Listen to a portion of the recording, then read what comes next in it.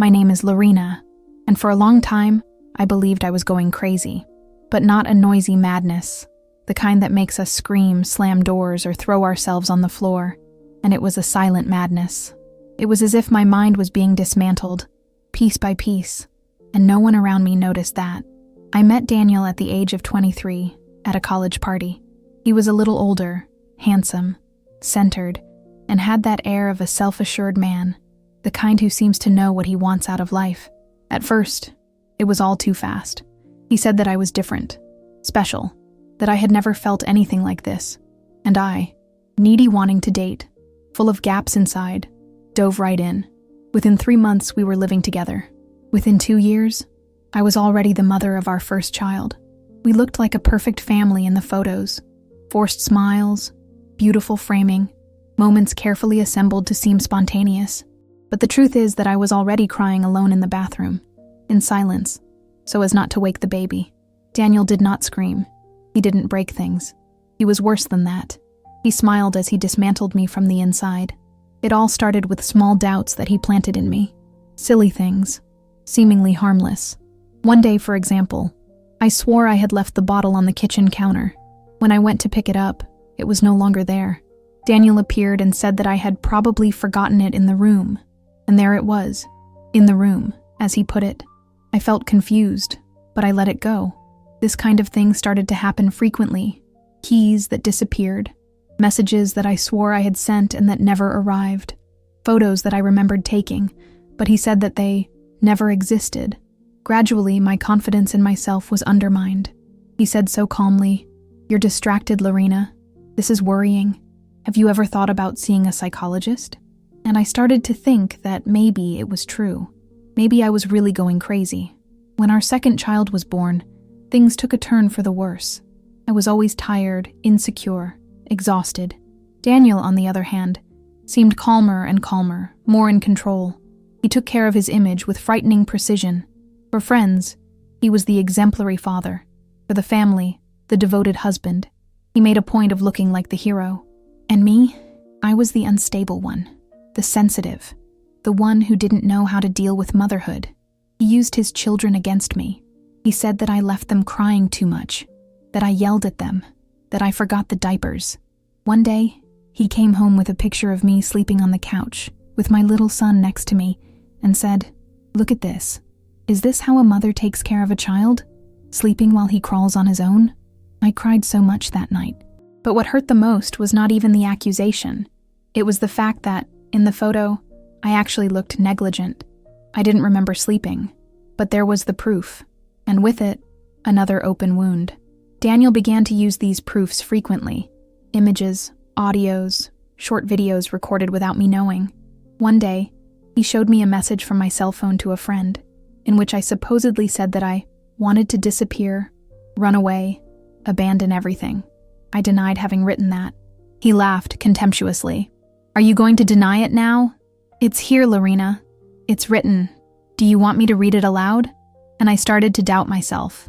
I got to the point of starting to record myself, alone, to prove to myself that I was sane. I would say, looking in the mirror, like a broken woman, trying to hold on to any piece of reality, "You're not crazy. You're seeing things. It's not your invention." But the next day, something always happened. A conversation that disappeared from the cell phone. A photo of me that appeared out of context. An accusation that I had been aggressive with the boys, even without remembering anything. I lost control of my own life. My parents started to move away, thinking I was unstable. He planted little lies for everyone. "Lorena is not well, you know? Postpartum depression is heavy." And I began to believe that maybe they were right. Until the day I found the first hidden camera inside a lamp in the children's room. At first, I didn't understand what that was.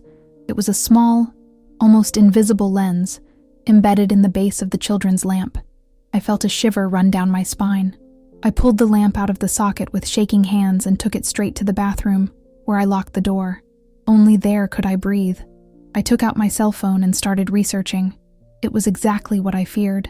A micro camera, one of those that record audio and video in real time, connected by Wi-Fi. He was watching me, watching us. In our children's room, my stomach turned. How long was it there? What had he recorded? What else was in the house? My eyes began to mentally search every corner, every shot, every normal object that could hide more secrets. For the next few days, I couldn't sleep. I pretended normality, but inside me something had broken for good. The feeling of being invaded, exposed, monitored 24 hours a day by someone who said they loved me was devastating. It was like living in a prison without bars, where even my thoughts seemed to be watched. He didn't know I had found out, and that, in some way, gave me an advantage that I had never felt before. For the first time, I knew something he didn't, and I needed to use that smartly. I started looking for other hidden cameras. I found one in the guest bathroom, disguised as a room diffuser, another inside a digital alarm clock in the living room, and one more, this one made me crumble, in our bedroom, behind the wardrobe mirror. That was why he always had evidence against me. He filmed everything, but he manipulated the videos, cut excerpts, put false subtitles. I created a narrative where I was the negligent mother, the unstable wife, the useless woman, and he showed it to whoever he wanted.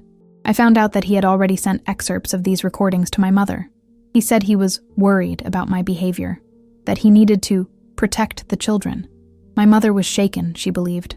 She called me crying, saying that if I needed help, she was there.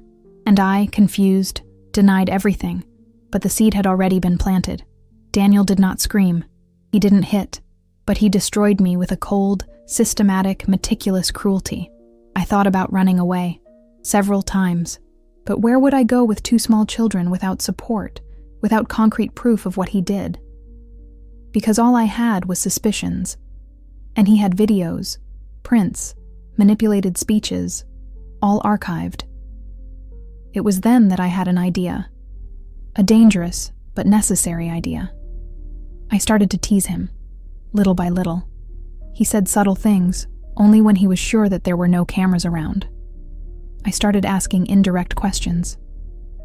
Have you ever thought about putting cameras here at home, just for our safety? He didn't talk. Ria, of course not, Lorena. You've been with such paranoid ideas lately. Each denial of his gave me more certainty, until one night he overreacted. He came home from work in a hurry, accusing me of having let our son choke on food. He said he had everything recorded, that this time, he wasn't going to let it go. I tried to stay calm, but my body trembled inside. The next day, he left for work, and I took advantage of it. I took my cell phone and recorded a video, showing each camera I had found in the house. I said, looking into the eyes of the lens, "You won't break me. I know what you're doing. And now, I have proof." I sent the video to my personal email, an encrypted backup, and I started recording everything. Every conversation, every gesture, every phrase that sounded like a threat. That's when I decided to go further. I simulated a fight, a staging. He said he was leaving, that he couldn't take it anymore, that he was going to look for a lawyer. He fell into the trap. For the first time, he lost control. He started screaming. He said that if I left that house, he would show everything to the judge, that I would never see my children again. But that day, he said too much. He confessed that he filmed me, that he had records of years, that no one would believe me, that he had already planted enough doubts in everyone's heads. And I recorded everything, every word. When he finished speaking, looking at me with that cold, satisfied smile, something inside me died, and something else was born. I no longer felt afraid. I felt angry, not an explosive, noisy rage. It was a silent, dense anger, the kind that burns inside and doesn't go away. I kept silent, just nodded. I faked defeat. I feigned submission. But inside me, I was preparing my counterattack. That night, I put the children to sleep and watched their little faces, small, innocent, oblivious to the hell that existed behind the walls of that house. My heart broke, because I knew that, from that moment on, nothing would be the same. I would have to fight, and maybe lose, before winning.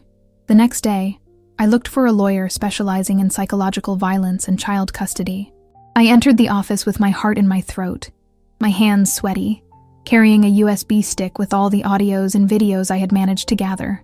She listened to me attentively, in silence, and when he finished watching the video of his confession, he just said, "You are in danger, but you're right, and it will come out of it. It was the first time in years that I heard someone telling me I wasn't crazy. We started to set up the process carefully. Her word was clear. Don't confront him.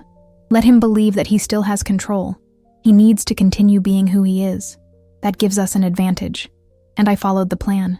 I continued acting, smiling in the photos, feigning tiredness, keeping the gestures slow, the speeches low, like a broken woman without strength. He was convinced that he had won, but I was stronger than ever. A week later, I received the provisional summons. He could not approach me or the children until the hearing. I had to leave the house in a hurry, with the children in my arms and my heart in tatters. I stayed at a friend's house. I explained the basics to the little ones, with my heart crushed. Mommy will take care of you somewhere else for a while, okay? And then came his counterattack. Daniel filed an emergency lawsuit, accusing me of parental alienation, mental instability, and even negligence.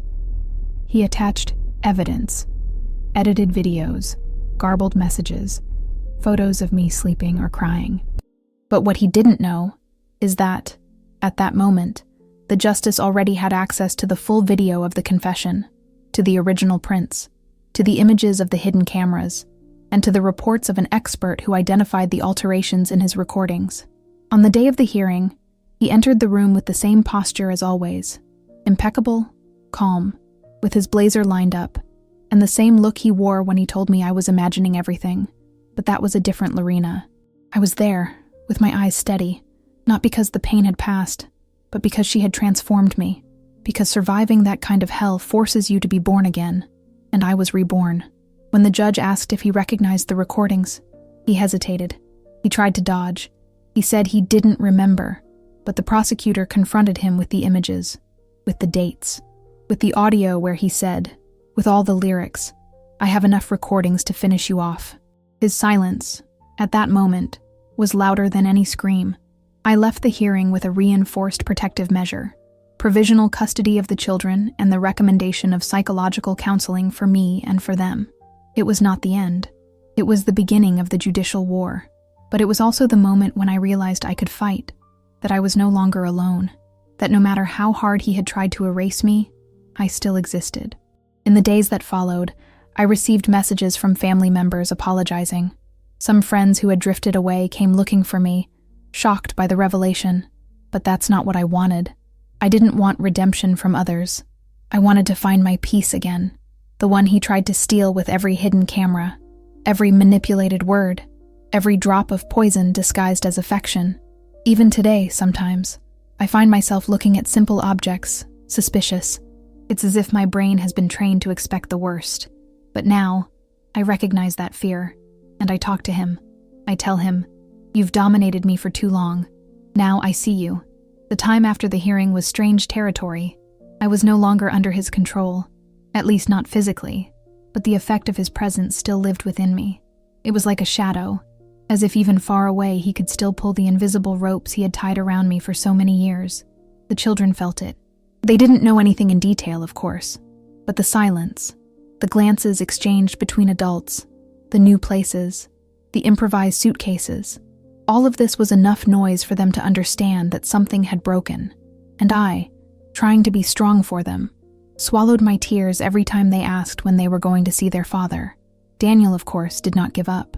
A campaign has started on social networks. Veiled publications, phrases like, "Don't believe everything you hear, there are always two sides," old photos with the boys, captioned with "My reason for living," mutual friends, or rather former friends, shared, commented. Some feel sorry for him, others have doubts about me. And then came the worst. A former co-worker of his sent me a private message, a woman I barely knew. She said she needed to tell me something, but she was afraid. It took me a while to convince her, and when she finally spoke, my whole body froze. Daniel had shown her videos of me, intimate videos, recorded without my permission, used as a tool of defamation, disguised as concern. He said that I was unstable, promiscuous, that maybe I had something mental. She said she was fighting for custody of her children because she loved me, but that I was a risk. And to convince people, he showed the videos. My shame was such that I thought about disappearing, but something inside me refused to allow that pain to swallow me again. I filed another complaint, now for illegal exposure of my intimacy. I showed everything to the lawyer. She was not shaken. He just said, "He's desperate, and the more he exposes himself, the more he shows who he really is." Even so, I felt dirty, violated. I started having panic attacks. I woke up at night sweating, thinking he was there. Sometimes I heard footsteps in the hallway, even though I knew it was impossible. My therapist explained, it was trauma. A body that has lived so long and alert does not turn off all of a sudden. And the worst thing was that, even with all this, there was a part of me that still felt guilt, not by him, but for the children, for what they were living, for the house that fell apart, for the childhood that I tried to preserve and couldn't. I found myself crying in the bathroom as before, but now I was crying with conscience, and that made all the difference. I knew that pain was legitimate, and I knew above all that she was mine, no longer shaped by his manipulations, no longer distorted by cameras or out-of-context sentences. I started writing, every day, letters to myself, words that reminded me that I survived, that I didn't go crazy, that all that was real, and that now I was free. He tried to appeal. He tried to invert the narrative. He tried to turn his children against me. He said that I pushed them away, that I manipulated. He tried to use the same tactic with me, now with the judicial system. But the difference is that now I had proof, and he had a voice. One hearing after another, the judges began to see the pattern, the manipulation, the inconsistencies, the theater, the coldness, and little by little, the mask he wore so well cracked. The sweet words no longer stuck. The image of Father of the Year was beginning to crumble. It was a long process, years, high costs, even greater pain. But one day, the sentence came. Shared custody with a fixed residence with me, and monitored visits for him. It was not ideal, but it was a start. And above all, it was a limit. I returned home with the boys, and closed the door behind us with a sigh that sounded like a silent cry for freedom. The house was simple, small, but it was mine. No hidden cameras, no manipulation, no psychological terror. We started from scratch. And on that cold kitchen floor, with them eating bread and butter on their laps, I realized that this was the safest moment we had ever lived together. Freedom did not come as a relief. It came as a void. After so many years of living in war, I didn't know what to do with the silence anymore. It was like being inside an empty room where suddenly all the voices ceased, but their echo still hurt. I kept waking up in the middle of the night, scared, swearing he was watching me. I was afraid to touch mirrors, to trust electronics, to open emails. My body had become accustomed to living under surveillance, and getting out of it was like relearning how to breathe.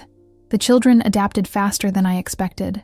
They didn't ask much, maybe because, deep down, they had also felt that heavy atmosphere. Children feel it, even without understanding it. The eldest, from time to time, would look at me and say, "It's calmer here, right, Mom?" And I smiled, holding back tears. They didn't know it, but that was the most powerful phrase I could hear. I started therapy with more intensity. He wanted to understand why I allowed all that, how I got to the point where I didn't trust myself anymore, how I became someone so fragile that I was convinced, with words, that I was crazy, inattentive, incapable. My psychologist told me something I never forgot. You didn't allow it. You survived. And that's very different. But accepting this was difficult, because the narcissist doesn't just leave wounds. He leaves doubts. Even when you get out of prison, you continue to carry the handcuffs inside. I was ashamed, anger, blame. So many layers of pain that sometimes I couldn't even name. The hardest thing was to live with the image he left of me in the world. People who still believed in him, who saw him as the worried father and saw me as the unbalanced ex, because he was good at it. He rehearsed looks. I practiced sentences.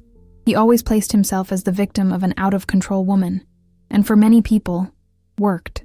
But I couldn't fight all the battles. I chose to fight only for what mattered: my sanity, my children, my freedom. Gradually, I rebuilt the routine. I started working from home. She picked up the boys from school, cooked, listened to music again. Simple things that for years seemed distant. One day, my youngest son saw me humming while washing the dishes and said, "You're happy, aren't you, Mom?" And I realized that I was, even if it still hurts, even though he was still carrying the shrapnel. It was a discreet, shy happiness, like a flower that grows among the rubble, but it was real. I still had to deal with him, of course. The monitored visits were silent torture. Every time I saw him, even from afar, my body froze. It was like seeing a ghost that still had the power to make me doubt my own existence. But now I had something he could never control: consciousness. I saw the games, the looks, the attempts at manipulation between the lines. And for the first time, I didn't react. I couldn't explain myself. He didn't beg. I just looked back, with the silence of someone who learned that peace is not a shout. It is the absence of it. He tried a few more times. He sent messages with an emotional tone. I miss you. We are a family. You are doing this to the boys. But I already knew this script. It was the bait, the guilt, the game, and I didn't play anymore. One day, he showed up with a new girlfriend. Young, smiling, similar to me years ago. And I felt a twinge, not jealousy, but of sadness for her. I thought about warning her. But what would I say? That she was entering a dark hole without knowing it? That this perfect man was going to dismantle her little by little until she began to hate herself? But I kept silent, because I knew that no one believes in the pain of a woman who has already been called crazy. We only believe when the pain is ours. And she, unfortunately, would still figure it out on her own. I moved on, and it was in this process that I began to tell my story. First in support groups, then on social networks. Not with names, not angry, but with the truth, mine, without trying to convince anyone, just so that if any woman was going through something similar, she knew she wasn't alone. I know he still watches me. Maybe read everything I write. Maybe he laughed. Maybe try to protect yourself. But it doesn't matter, because now, everything he could do, it has already been done, and I'm still here, and he lost control. The following months were a mixture of reconstruction and rediscovery. I was no longer the Lorena I used to be, and maybe I would never be again. But for the first time, it didn't hurt me. It was as if that woman I was had died inside, in that silent house full of hidden cameras. And now, outside, another woman was being born. One that no longer needed to apologize for existing. There were difficult days, of course. It's not like in the movies, where liberation comes as a relief and everything is resolved. Freedom, in real life, is a slow, painful, and sometimes lonely process.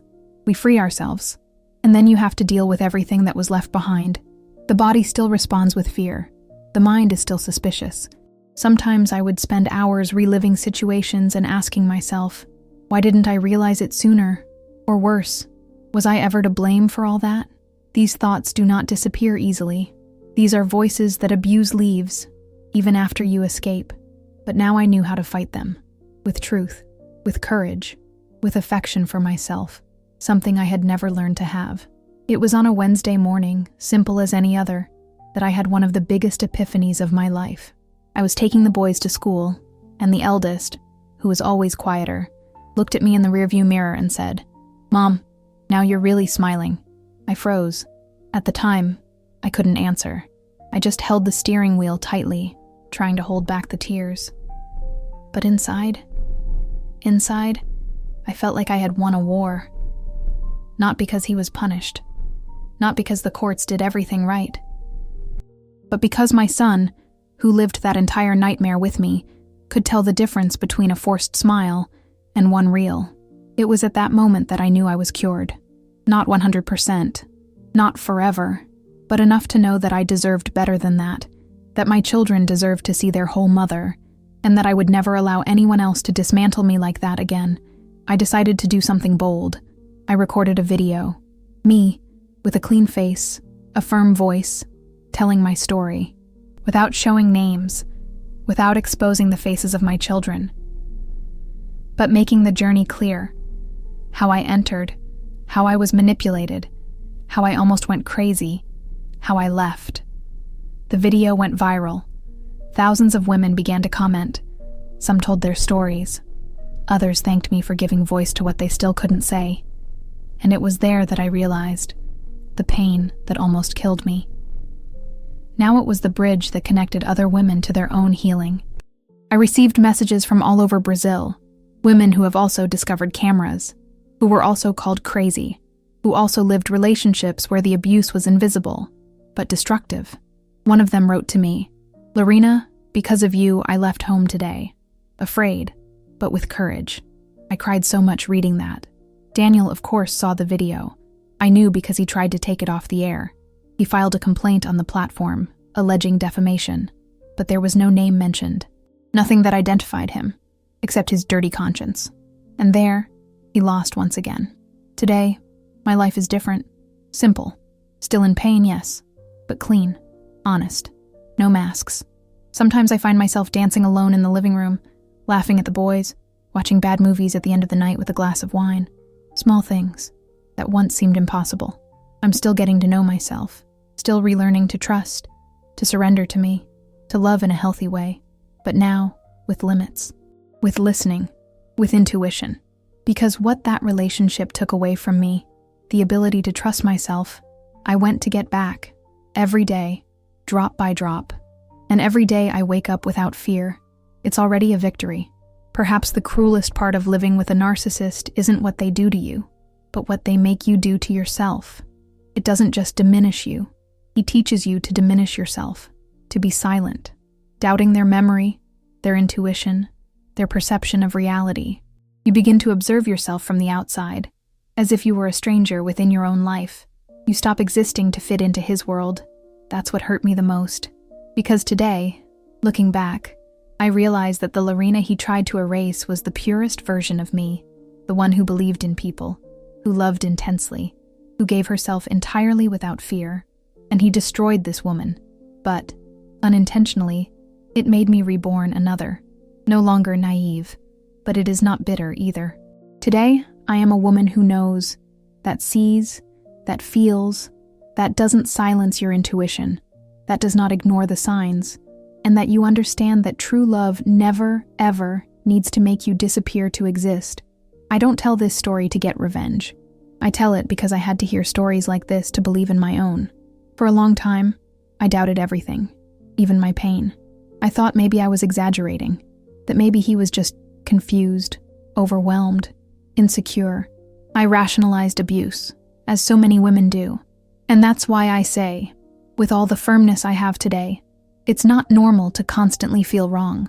It is not normal to walk on eggshells.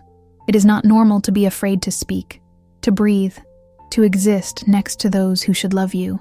This is violence, even if there are no screams, even if it comes with gifts, even if he says that it's for your good.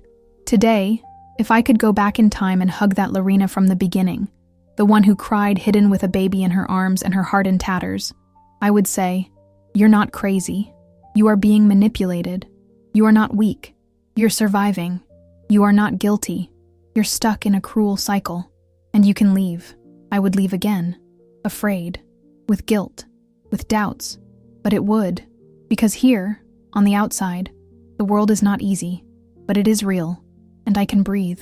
Today, I raise my children with truth. With listening. With healthy limits. And above all, with presence. Because I know that a destroyed woman doesn't just disappear from her partner's life. She disappears from her children's lives too. And I refuse to disappear again. Today's Lorena still carries scars, but it is better to come out well healthy than to get sick putting up with everything. Some very visible, others internal, which sometimes hurt again when the day gets dark, or when someone says a phrase similar to the one he said. But these scars are my medals, marks of those who went to the bottom of the well and had the courage to rise, not alone, with help, with listening, with information, and especially with other women reaching out to me. If you've come this far and felt that this story sounds like yours, maybe it's because it is. And if it is, then please do what it took me years to do. Believe in yourself. You are not alone, and you deserve to exist again.